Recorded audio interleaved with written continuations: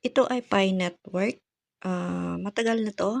Ewan ko lang kung meron pang walang may alam nito, kasi matagal na 'to, eh.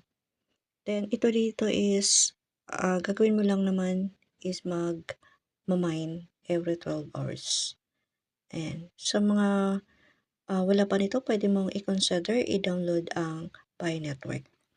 Ang value ng Pi ngayon, so dito, ginugol ko yung value ng Pi ngayon. Ang 1 Pi ay nasa 13.24 to 13.59 Philippine Peso.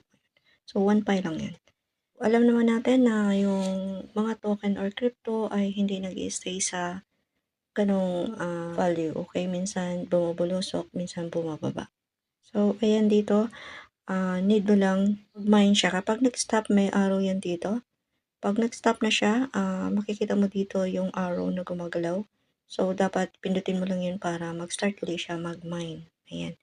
So, ayan. So, marami namang tutorial dito sa YouTube kung paano, mag-register dito. Sundan niyo na lang yun or search niyo na lang. Then dito, makikita niyo yung mainnet, pindutin yung mainnet, then mainnet checklist.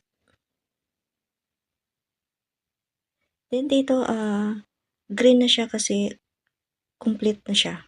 So, 'pag hindi mo pa ito nagawa, lalo na pag kaka-download mo lang, so kailangan mong gawin itong 1 to 9, ayan. So, 'pag bago pa lang, ayun nga, sinabi ko na hindi siya green, okay? Hindi ko lang sure kung violet ba 'yan or orange, okay? So, 'pag na-complete niyo na, magi-green 'yan. Kapag hindi, hindi pa 'yan, kailangan gawin niyo ito, okay? Number 1, kailangan niyong gawin 'to, ayan, download Pi Browser app. Then, number 2 is create a Pi wallet. Number 3, confirm your Pi wallet. Then number 4, commit to lock up a configuration. Then number 5, yung secure account. And then number 6, sign acknowledgement to receive tokens. And then ito yung number 7, yung submit your KYC application. So dito magsasubmit kayo ng IDs. Ako na-approve ako dito is mga 3 months. Ay matagal yung akin. So nagka-problema kasi ako sa pag-upload, okay, sa pag-submit ng aking documents or yung IDs. And then, yung aking invite dito na isa is madali lang siya. Okay, 1 month. 1 month lang, then naging okay na itong KYC niya. Na-complete agad, naging green agad.